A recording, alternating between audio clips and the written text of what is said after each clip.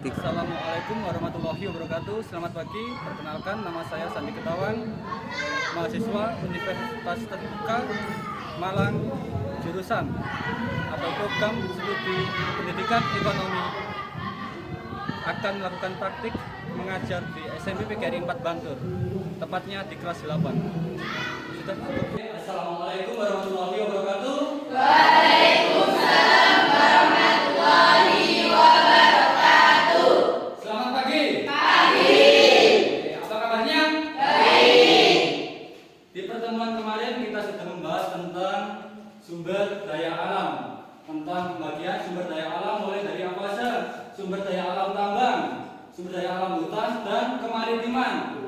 Nah, dari tiga sumber daya alam tersebut, masa sudah lupa baru kemarin kita pelajari bareng-bareng. Coba sebutkan salah satu contoh sumber daya alam tambang. Sebelah sini, angkat tangannya. Mungkin Mas Dimas. Mas, sumber daya alam tambang itu semua bagian yang ada yang melalui proses penggalian. Itu sumber daya alam tambang.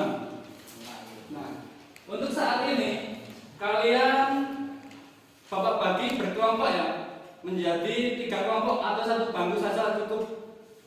Nah, untuk permasalahannya sekarang akan saya sajikan sebuah video. Tugas kalian itu mengamati sama menulis poin-poin penting.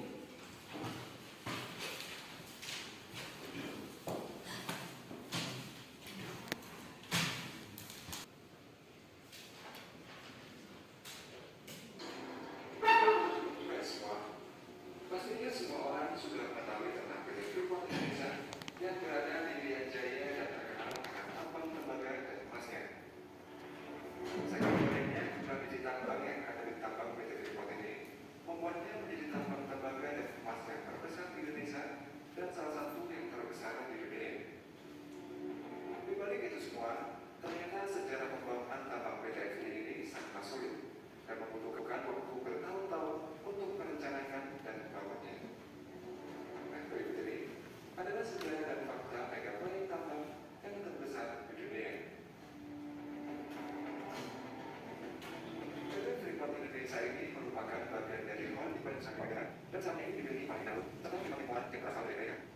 Meski berada di Indonesia, namun mayoritas keunikan tambang emas ini berada di perusahaan tambang asal Amerika tersebut dan membutuhkan waktu yang ratusan tahun untuk mengembalikan PT Freeport ini kembali ke Indonesia. Korban tambang emas ini bermula dari penelitian seorang pilot Belanda yang bernama James Jacobs, di mana dalam orangnya masih menulis tentang tembaga uang yang diambil nama ekspor. Beberapa tahun kemudian, pada 1960, Forrest Stevenson, seorang direktur dari Rocketman, mendapatkan informasi mengenai jalan besi dan ia pun sangat tertarik untuk mengeksplorasi ekspor ini. Stevenson kemudian melakukan ekspedisi dan eksplorasi senilai 1 juta US dollar dan berhasil menemukan cadangan 3 juta ton besi dengan kandungan tembaga sebesar 4%. Lalu pada April tahun 1967, setelah mendapatkan visi dari pemerintah Indonesia, Freeport akhirnya membuka pertambangan yang bernama PT Freeport Indonesia di Indonesia. Untuk membangun pertambangan di lokasi Gunung ekspor ini, Freeport menyewa firma terkenal bernama Baker yang berasal dari California, Amerika Serikat. Oke, setelah kalian menyaksikan sebuah video yang sudah Bapak tayang dan pasti kalian berpikir-pikir, kenapa kok ada tayangan video seperti itu? Nah, itu tujuannya apa? Supaya kalian semua bisa memanfaatkan sumber daya alam itu secara bijaksana, enggak buang-buang. Contohnya sekarang, kalian Bapak lihat itu tiap siang, tiap sholat zuhur itu pasti mainan air.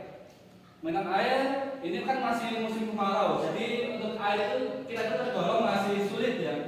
Jadi agar lebih bijaksana dalam pengelolaan sumber daya alam, kalian Bapak sajikan video tersebut. Sekarang tugas kalian sama kelompoknya itu berdiskusi mengenai permasalahan tadi. Apa saja dampak negatifnya kalau kalian memanfaatkan sumber daya alam itu secara berlebihan? Pasti ada dampak negatifnya kan? Dampak buruknya apa untuk kehidupan kalian, untuk masa depan kalian? Nah, silakan diskusi dimulai. Bapak kasih waktu 10-15 menit ya. Silakan. Untuk kalian bisa gabung ke depannya. Waktunya sudah habis untuk diskusinya. Sekarang Bapak coba tanya pekerjaan kalian random saja ya. Salah satu mewakili. Untuk kelompok paling ujung, Coba sebutkan dampak negatif yang sudah kalian diskusikan. Yang keras. Mengevakuasi area menyebabkan tanah longsor dan banjir. Nah, itu salah satu dampak negatif dari pemanfaatan sumber daya alam hutan secara berlebihan, tebang secara liar. Itu salah satu contoh dampak negatifnya. Nah, karena ini sebagai akhir pembelajaran hari ini, Bapak akan kasih kalian sebuah post test. Ini tiap individu satu ya. Jadi kerjakan, jangan diskusi lagi. Soalnya ini Bapak ingin lihat sejauh mana pemahaman kalian mengenai materi sumber daya alam.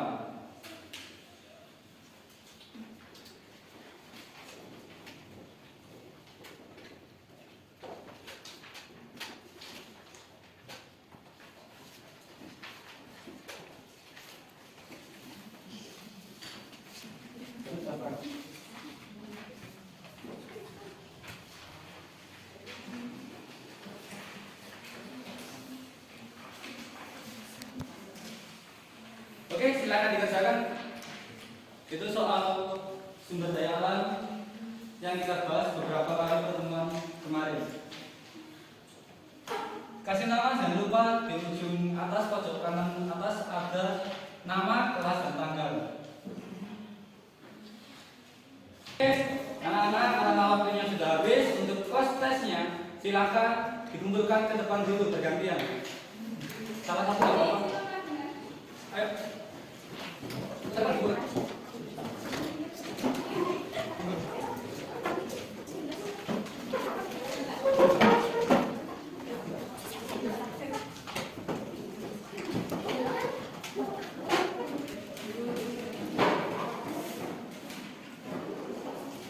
Jadi sebelum pelajaran ini ditutup, sekarang kita akan membahas ulang terkait permasalahan yang tadi.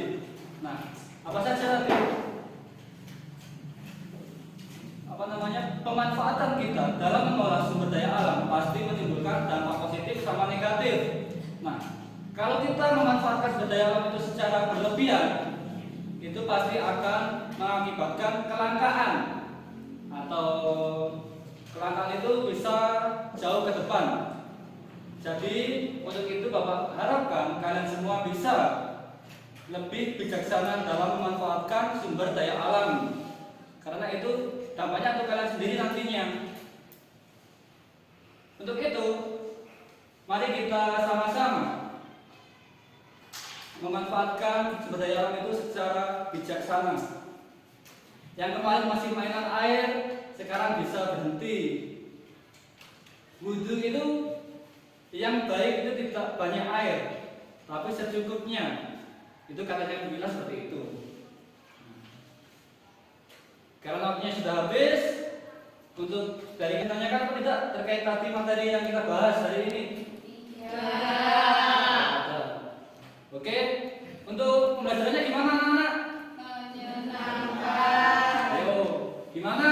Menyenangkan. Oke, kalau gitu kalau kerja kelompok lagi bersedia apa tidak? Bersedia. Oke, karena waktunya sudah habis, Bapak akhiri untuk hari ini. Wassalamualaikum warahmatullahi wabarakatuh. Waalaikumsalam warahmatullahi wabarakatuh. Tetap semangat belajar ya. Semangat. Oke, silakan boleh istirahat terlebih dahulu. Terima kasih, oke. Nah, beginilah tadi hasil dari saya praktik mengajar di SMP PGRI 4 Bantul. Semoga bisa dimanfaatkan atau berguna untuk kita semua. Terima kasih dari saya. Wassalamualaikum warahmatullahi wabarakatuh.